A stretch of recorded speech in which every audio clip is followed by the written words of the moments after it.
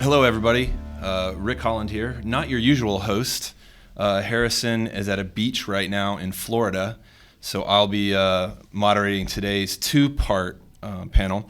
And we actually have guest speaker today. So first we have co-founder James Chappell, Hey. Data Privacy Officer. JC, glad to have you back. And then we have a guest that we're very excited about, Bob Anderson from Cyber Defense Labs, the CEO.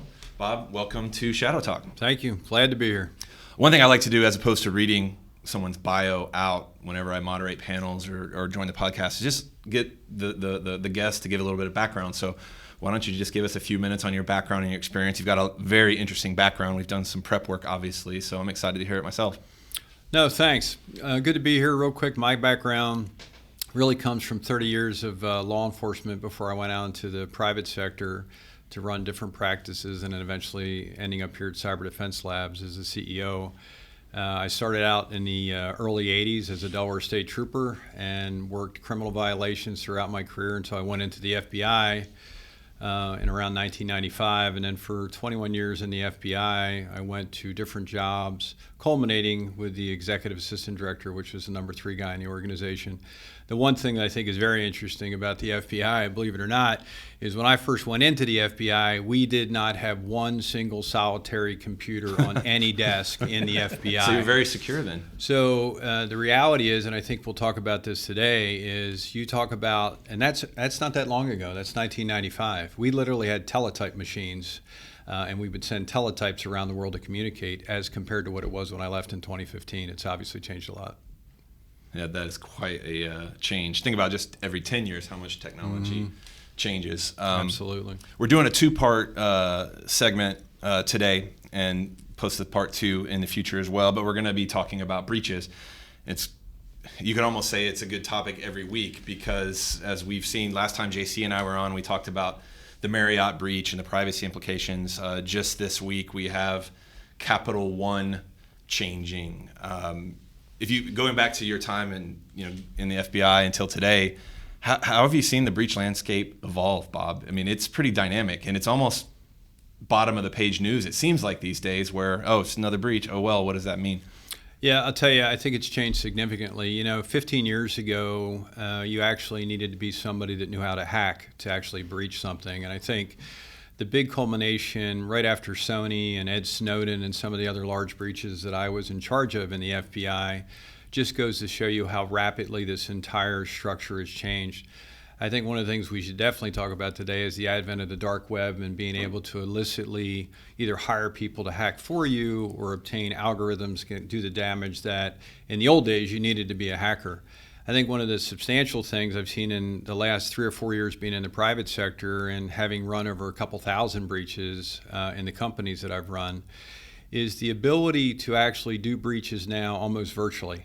Sony, when we did that breach, we had hundreds of people on the ground. That same breach today would take 2 or 3 guys sitting in the company, and the rest could all be done virtually. But I think that just shows how this has changed so rapidly over the years.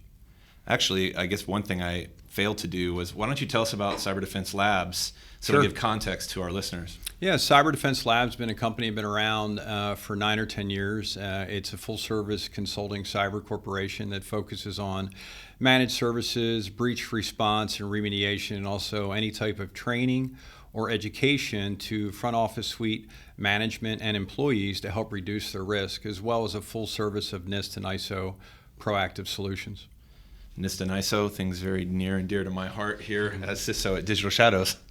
Absolutely. Now, there's several things I wanted to dig into. You mentioned Sony, but could you give us a little bit more context on your perspective on Sony, how things have changed even since then? Yeah, specifically, and I think James, with his background, would agree with me on this. If you would have asked me, as I was at the time the Executive Assistant Director sitting in my office a couple doors from the Director of the FBI, if a nation state would attack a private sector company in the United States specifically to destroy it, I would have told you you're absolutely out of your mind. And then the next day, Sony happened. And with many breaches, when you look back at exactly what happened to Sony, this was orchestrated months in advance by the nation state, North Korea, that actually launched that attack. And I think that was a turning point for us. I was involved in many conversations, both up at Capitol Hill and at the White House, right after this breach, to talk about, literally, is this an act of war? Is the destruction of a U.S. company, which, trust me, and I'm not going to get into all the details about it, was hundreds of millions of dollars lost, thousands of computers turned into bricks, jeopardized thousands of jobs and billions of dollars of infrastructure money in the U.S. What exactly is going on? And I think that's where I saw a huge turn inside the United States government, the United States intelligence community, when it came to large breaches like that. It's quite interesting. We see corporates now representing, there's a sort of a national representation of organisations where attackers not only view an attack on the government, but they view the attack on an organisation that is within associated with a particular nation. So I guess we've evolved there too, from where it would be government to government sort of attacks into government to sort of commercial sector. So that's quite an interesting evolution, isn't it? And I think the one other thing, James, I would add to that is one of the things when you look back at when Sony happened, and trust me, it was North Korea who did it. North Korea as a nation state really didn't have the infrastructure or the cyber skills to launch that attack on their own. This goes back to what we were talking about earlier, how not only individuals, hacktivist organizations, criminal organizations, but nation states can actually leverage data and information around the world now to make their systems capable of performing attacks where 10 years ago they couldn't do that. And I think that's another significant side of it, James. I think that's a great point. I think when I started my time in information security consulting, you used to go and build a threat model, and you'd have a series of very neatly defined boxes with different types of threat actor in each of those boxes, and never the twain shall meet. You'd have activists at one end, sort of criminals, nation states, and sometimes you've got sort of slightly more delineated versions of those, but broadly along those lines. And I think what's really interesting is those lines have totally blurred. So we saw with the creation of the shadow brokers persona, for example, the sharing of particular tool sets online, which then became generally available, gave actors plausible deniability. There's the whole thing around the commoditization of tools and tool sets that are commonly used as well. So we talk a lot about the dark web here at Digital Shadows. We talk about criminal communities who share capabilities to help them scale and help them to become profitable. But also the net effect of that is it lowers the bar for all kinds of attackers to use those tool sets. And one of the things we look at here at Digital Shadows is the, I think, 14.5 billion username and password combinations, which are now just standard tools for folks who want to take over accounts or to get into services. So there's been this marked lowering of the bar over the last 2 or 3 years, which has really lowered those barriers to entry outside of the accidental stuff. I totally agree. I think one of the other things that complicates the issue is just how quickly technology has evolved, because going back to exactly what you talked about, James, even 5 years ago, without AI or BI to where it is nowadays, whether you're a criminal organization or hacktivist group or nation state, you'd never be able to use that set of data. But I think it's evolved so quickly, and it's not only helped all of us on the right side of the law, running companies and building businesses, but when it comes to the criminal enterprise side, it truly is a plus for them to use technology that we're building for good, but they're utilizing it in attack modes that you and I would have never saw 3 years ago. It would have been impossible for a human without the explicit aid of AI or BI to do that. So I think Elasticsearch is probably quite a good example of that. So if I'm sure you're already familiar with it, but Elasticsearch is a system where you can take a bunch of unstructured data, put it onto a computer, and then literally deploy a set of tools and have a very effective enterprise search engine over that data, and therefore leverage it in ways that previously you had to invest quite a bit of time and resources to use. And I guess there's sort of an interesting flip side of that. So we saw with this week we heard about Honda's recent experiences where they left one of those instances online, somebody discovered it, and there was an accident and misadventure aspect to their breach. So we saw essentially technical folks who are trying to do well for the business, leveraging a technology, and it's actually the technology itself that led them to be exposed and vulnerable online, which is, I mean, how much do you see accident and misadventure now playing a role in some of the cases you get involved in, Bob? Well, when it depends what we're talking about. If we're talking specifically about the breach side, most of the breaches that you run into, regardless if they're a large-scale, multi-company, multifaceted third-party breach that goes across the United States and potentially into other countries versus a smaller-scale breach, are really started on the people side, right? And I'm not talking about insider threat type things like spies or people within companies that are actually doing something maliciously.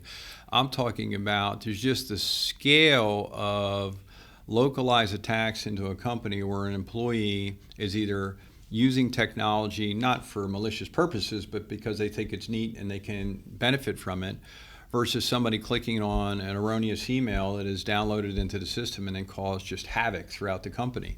If companies, and we'll probably get to this as we talk, but policies and procedures in and around educating employees and training employees, I look at them nowadays, and when we go out as cyber defense labs working proactively or reactively with clients, we talk to them about this a lot. Your frontline number one risk reduction force in any company is your employees, right? And they have to understand that the threats that you and I are talking about, James, are not only real, but they're current.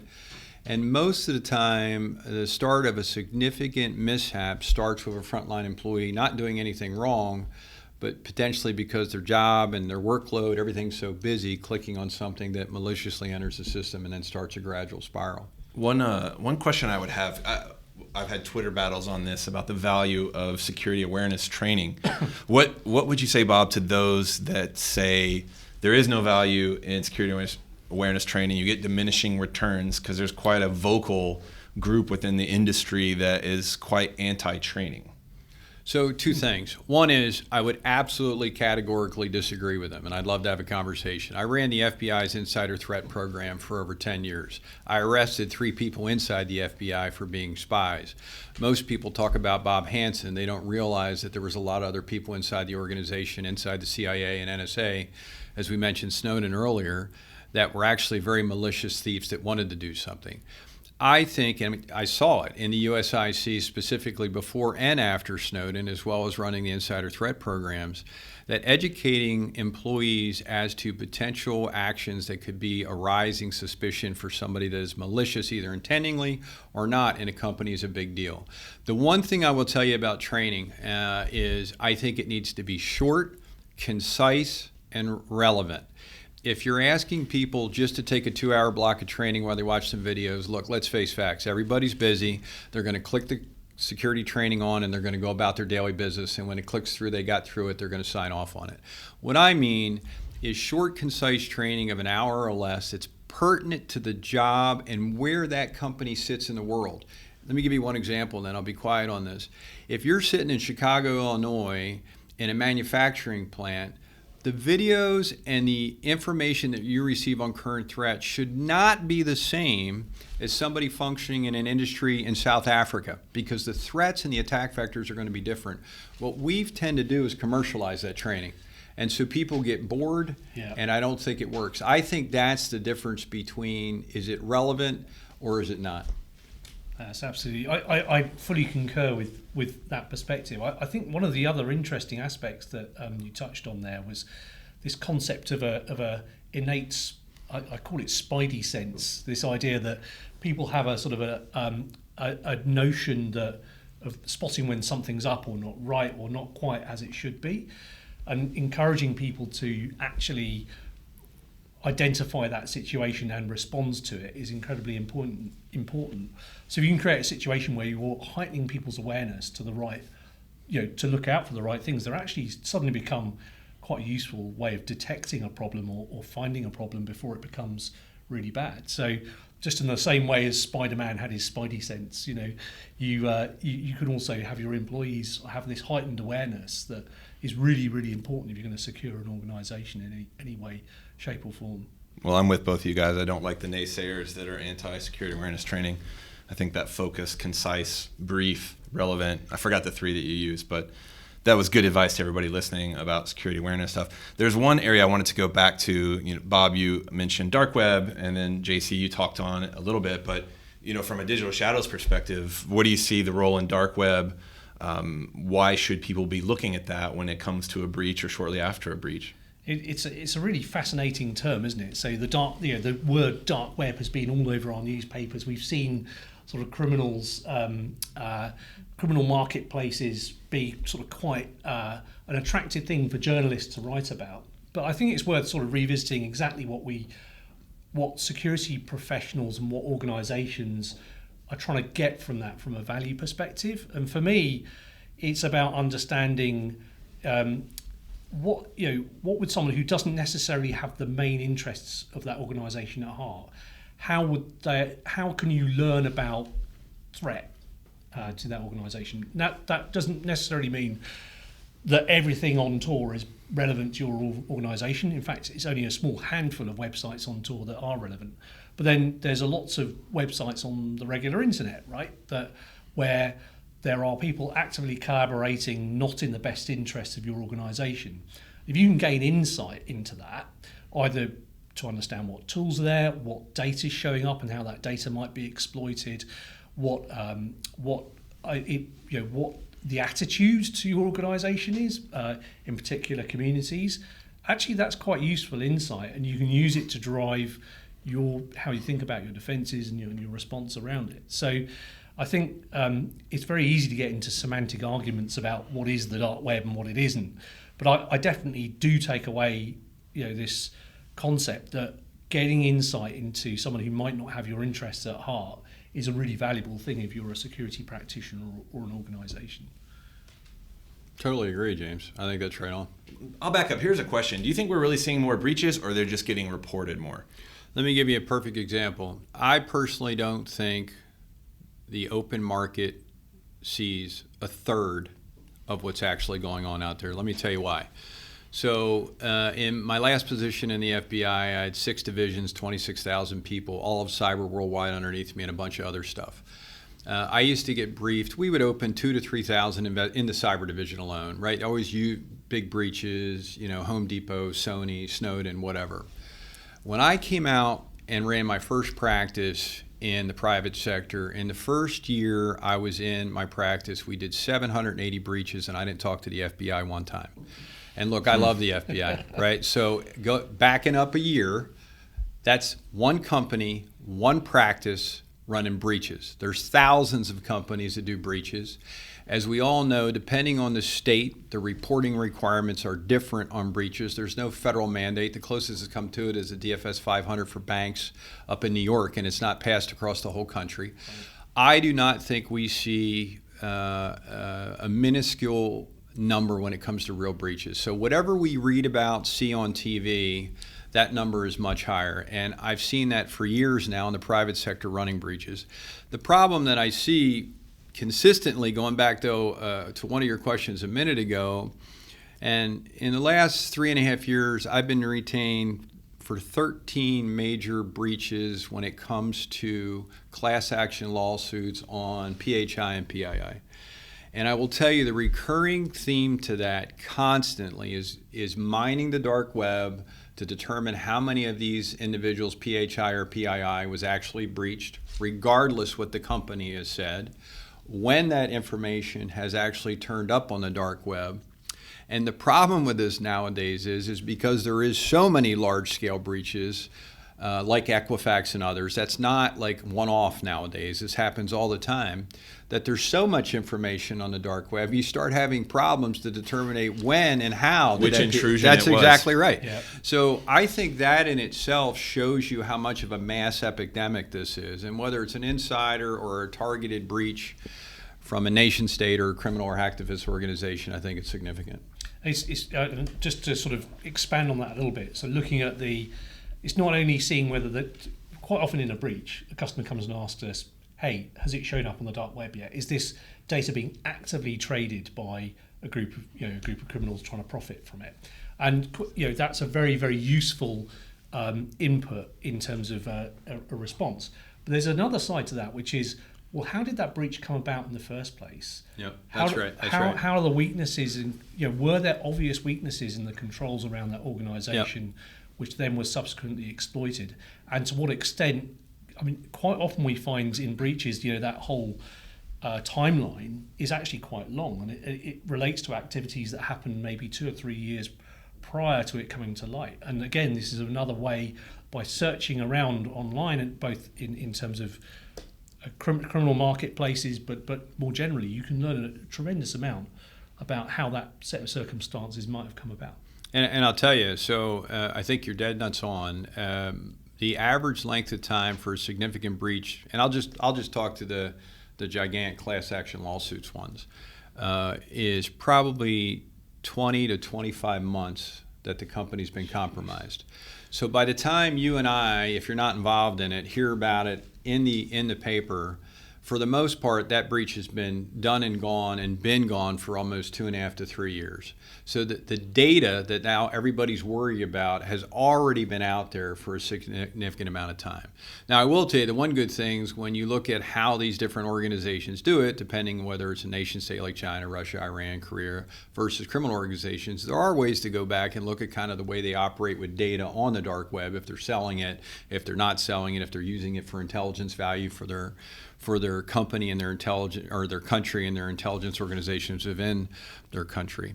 But I do think people in the leadership of organizations need to understand that the minute one of these breaches happen, everything that you do on your policies, procedures, objectives, and how you run your company when it comes to data is immediately scrutinized.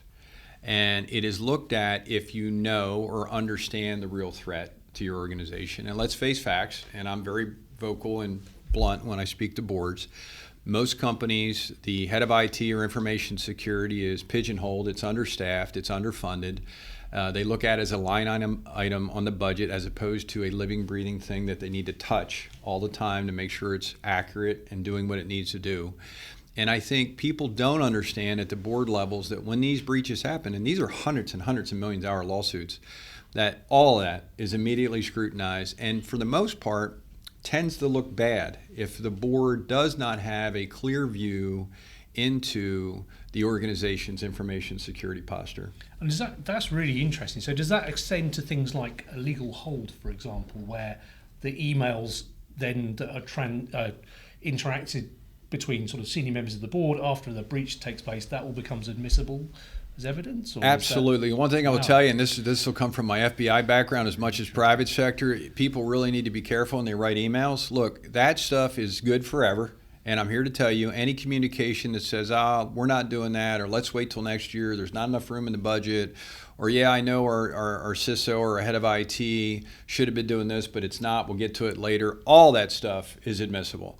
And in a civil proceeding outside of a criminal organization, when you're talking about hundreds of millions of dollars, and what people don't realize, and CEOs need to know this, when a breach like Sony or Equifax or pick some gigantic large breach, it is not just a crisis or a business interruption. Here's what's going to happen, mark my words, because it happens every time.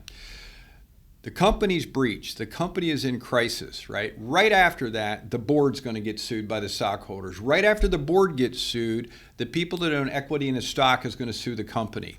And if your infrastructure is locked up, you can't pay payroll, right? So if you haven't thought and planned this out in advance and and this is the other thing that tends not to happen, they really need to think about this. Look, the general counsel of a company, in my opinion, is not necessarily the person that should be running your legal analysis of your breach. You should have a law firm that does nothing but breaches, because the general counsel is going to be completely overwhelmed in a matter of hours from tasking from the CEO, from the board on what's going on.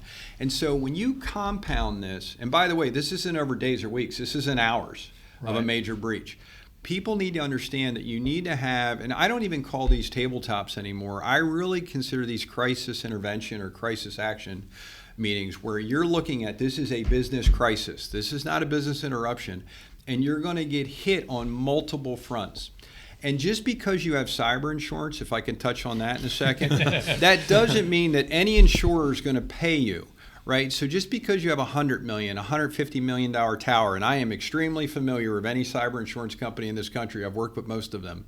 When you have a major breach and you think that it's going to be $150 million, they're going to execute that and pay you, you're out of your mind. Mm-hmm. Because in most of these class action lawsuits, you have multiple lawsuits going back and forth. The company's suing the cyber insurer is suing the company, they're suing the breach response firm. So the only point I'm trying to make with this is an ounce of upfront thought on exactly how this is going to happen when it becomes a train wreck or a fiery bus crash is worth millions and millions and millions of dollars downrange. Because the things that I've seen in the last several years is it becomes a legitimate business crisis in hours when there's a major breach like this. So preparation is absolutely everything when it comes to this stuff. And if you've prepared and you've got your playbook and your approach sorted out, then that's got to be the right way forward. And the one other thing, James, I'm agreeing with you. The one other things I would tell you that there's one piece beyond that. A lot of these companies have playbooks, but guess what? Over the last 2 years, everybody that was supposed to be in certain charges of that playbook, they've either moved on, got promoted, a new man or woman's coming to do that job, and guess what? They have no idea what you're talking about, right? And that's not because the people in that company are not smart or are very good at their jobs. It's the pace of business. So one of the things that we do at Cyber Defense Labs when we come in and we look at all the proactive policies and procedures is who is actually here that understands them? And honestly, when you start asking those questions, you start getting a lot of blank looks. Because the people that wrote that policy over there, they've either gone, moved on, have a new job.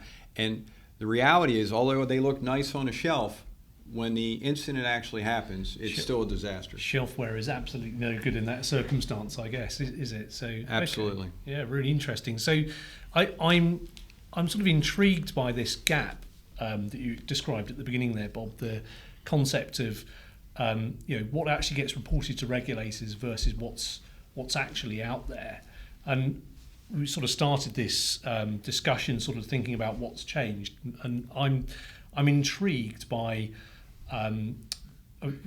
Rick, you and I have recently discussed sort of what gets reported to the privacy regulators in Europe and looking at the amount of fines and that kind of thing that gets reported in European region. And it still seems, even though GDPR has been quite a sort of big topic, it's definitely increased, but it's also not even close to the amount of data that's out there. That's right.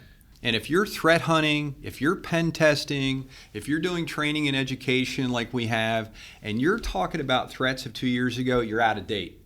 You're not finding it. You're not seeing where the bad guys and bad gals are. And I think that's one of the biggest messages that us as cyber professionals and people that understand risk when it comes to this really need to be educating the private sector and leadership of those companies.